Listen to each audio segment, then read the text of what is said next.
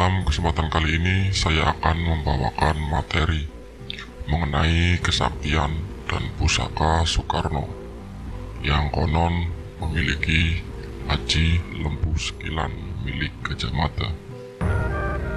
Soekarno mendapat ancaman pembunuhan lebih dari 7 kali dan tidak ada yang berhasil.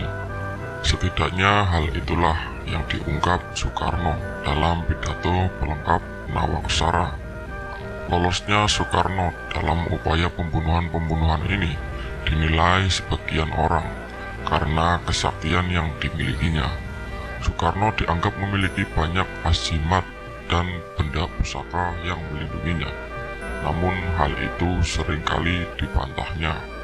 Bahkan dalam pidato pelengkap Nawaksara, Soekarno kembali menegaskan bahwa lolosnya dia dari upaya pembunuhan itu hanya karena perlindungan Allah semata. Syukur alhamdulillah saya dalam semua peristiwa itu dilindungi oleh Tuhan. Kalau tidak, tentu saya sudah mati terbunuh. Dan mungkin akan saudara namakan tragedi nasional, kata Soekarno dalam pidatonya. Kendati keterangan itu sudah sering diungkap Soekarno, masyarakat tetap saja menganggapnya sebagai orang sakti, apalagi sudah bukan rahasia umum jika Soekarno dikenal sebagai pecinta benda pusaka. Beberapa azimat yang diyakini sebagian orang dimiliki Soekarno adalah ajian lembu sekilan. Ajian ini konon dimiliki oleh Patih Gajah Mada. Kehebatan ajimat ini sanggup melindungi pemegangnya dari bahaya. Ajimat dan benda pusaka lain yang diyakini dimiliki oleh Soekarno adalah wesi kuning. Beberapa orang dekat Soekarno meyakini kemanapun dia pergi selalu mengantongi benda pusaka sebesar lidi ini di dalam bajunya. Khasiat benda ini sama dengan aji lembu sekilan. Azimat ini konon pernah dimiliki oleh Adipati Minakjinggu yang melakukan perlawanan terhadap Majapahit untuk mengawini Ratu Majapahit Dewi Suhito. Pemegang benda pusaka ini diyakini akan terlindung dari berbagai mara bahaya dan kejahatan musuh. Konon kabarnya pusaka ini sudah dimusnahkan dalam serpihan kecilnya saja dipegang Soekarno. Lolosnya Soekarno dalam berbagai upaya pembunuhan, mulai dari pelemparan granat di Cikini, serangan bom, hingga penembakan saat Idul Adha, semakin menguatkan wacana azimat dan pusaka itu. Benda keramat lain yang dimiliki oleh Soekarno adalah tongkat komando yang selalu dibawa kemanapun dia pergi. Tongkat itu diyakini memiliki kekuatan gaib karena berisi keris pusaka yang sangat sakti. Tongkat komando Soekarno dibuat dari kayu pucangkala. Kayu jenis ini dianggap memiliki khasiat kanuragan. Bila ditaruh di atas air, maka bayangan kayu ini akan menyerupai ular yang sedang berenang. Kelebihan keris pusaka ini sanggup melindungi pemegangnya dari bahaya yang mengancam. Keris ini juga sanggup meluluhkan hati para lawannya, menimbulkan rasa iba dan bisa menambah kewibawaan.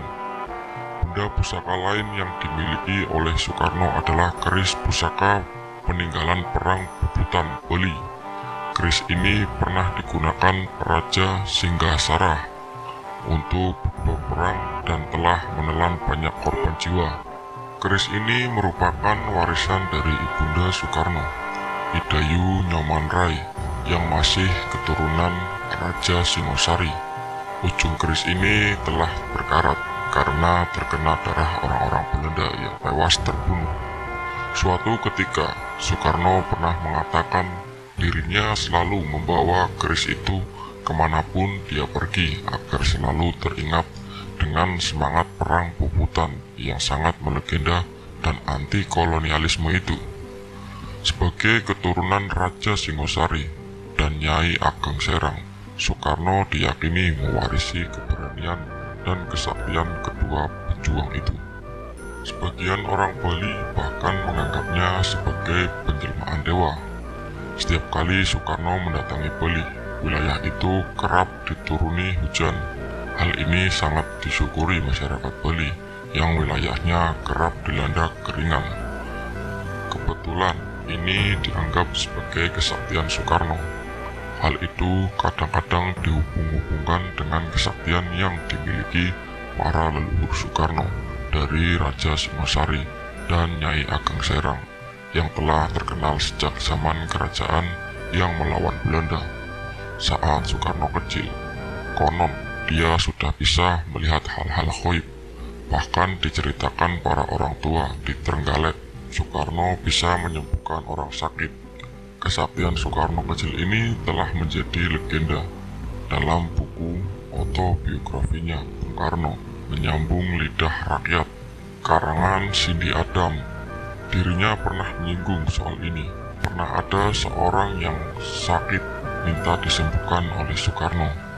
Banyak orang-orang percaya aku adalah seseorang yang memiliki kekuatan supranatural yang mampu melakukan penyembuhan, katanya dalam halaman 4. Dia menceritakan ada seorang petani kelapa yang anaknya sakit keras bermimpi. Hanya air pemberian Soekarno yang bisa menyembuhkan penyakit anaknya. Petani itu lalu menemui Soekarno dan meminta air.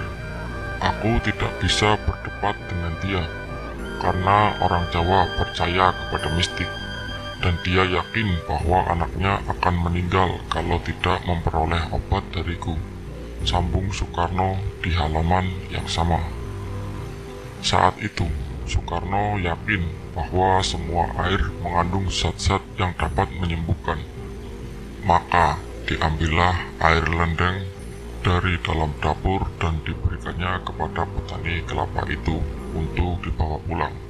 Seminggu kemudian, petani itu kembali dan melaporkan bahwa anaknya yang sakit keras telah sembuh.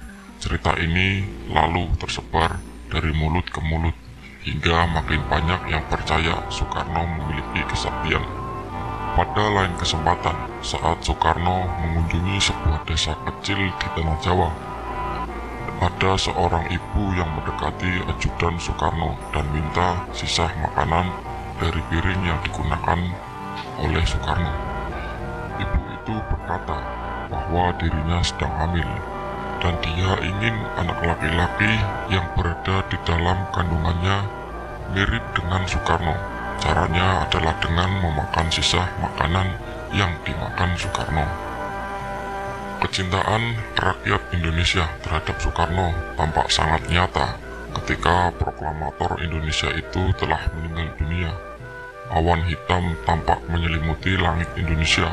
Kesedihan rakyat sangat terasa. Masyarakat Indonesia percaya hingga kini sosok Soekarno masih hidup dan berada di tengah-tengah mereka. Penjelmaan Soekarno itu berada dalam setiap ajaran-ajaran yang terus digali hingga kini. Demikianlah tadi kesaktian dan pusaka Soekarno yang konon mempunyai aji lembu sekilan milik Gajah Mada.